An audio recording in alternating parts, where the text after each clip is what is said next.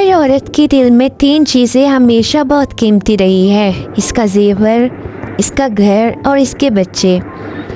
मेरी ज़िंदगी भी इन्हीं लफ्ज़ों की गिरद घूमती रही। शादी के 5 साल बाद जब बैंक ने हमें घर बनाने के लिए लोन दिया तो वो इतना कम था कि मुकम्मल घर नहीं बन सकता था।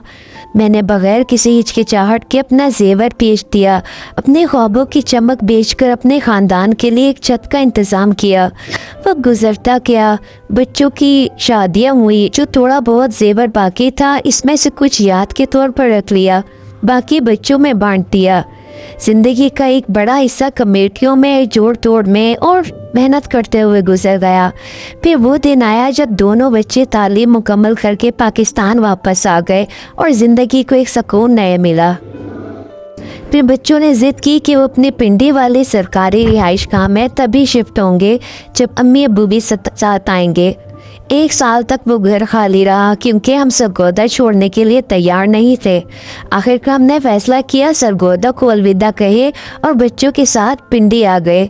इसी लम्हे एहसास हुआ मैंने जेवर दिया घर के लिए, घर छोड़ा बच्चों के लिए, और असल में सबसे ज़्यादा अजीज़ तो बच्चे ही निकले।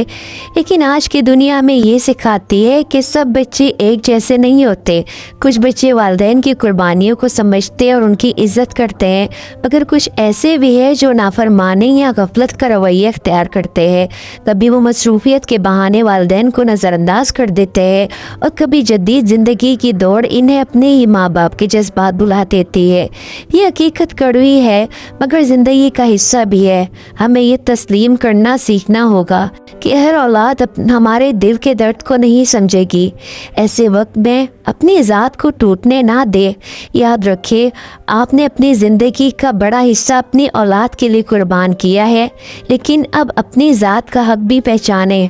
आपके बच्चे चाहे जितने भी मसरूफ़ हो या कभी कभी बेरुखी दिखाए, आपकी ज़िम्मेदारी है कि आप अपनी सेहत, खुराक, आराम, वर्जिश और दवाई का ख्याल रखें। वालिदैन अगर अपनी देखभाल छोड़ दे तो वो अपनी औलाद के लिए भी इम्तिहान बन जाते हैं।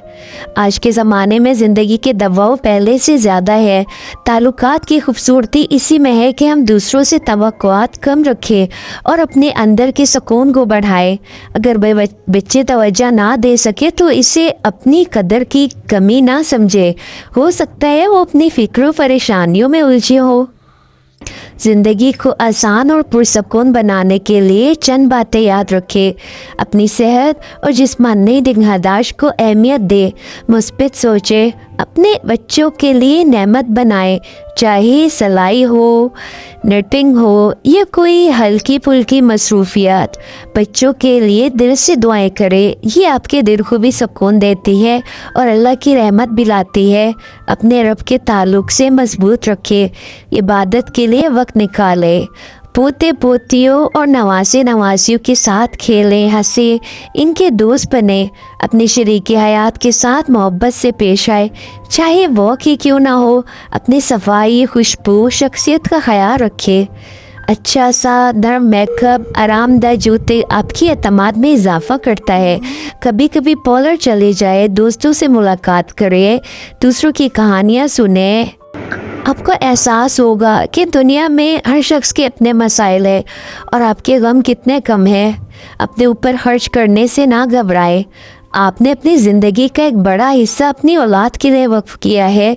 अब अपनी ज़ात के लिए वक्त निकालना आपका हक है। ये आपकी खुशी, आपकी सेहत के लिए ज़रूरी है। अगर कुछ बच्चे नाफरमानी या बेतवज्जी भी दिखा रहे हो तो इन्हें माफ़ करके अपनी ज़िंदगी को हल्का कर दे, क्योंकि सुकून आपके दिल के फ़ैसलों से जुड़ा है, दूसरों के रवैयों से नहीं। मेरी दुआ है कि अल्लाह ताला आपकी उम्र और आपके वजूद दोनों सलामत रहे और आप हमेशा अपने बच्चों के लिए रोशनी और मुस्कुराहट का ज़रिया बने रहे, चाहे दुनिया कितनी भी बदल जाए।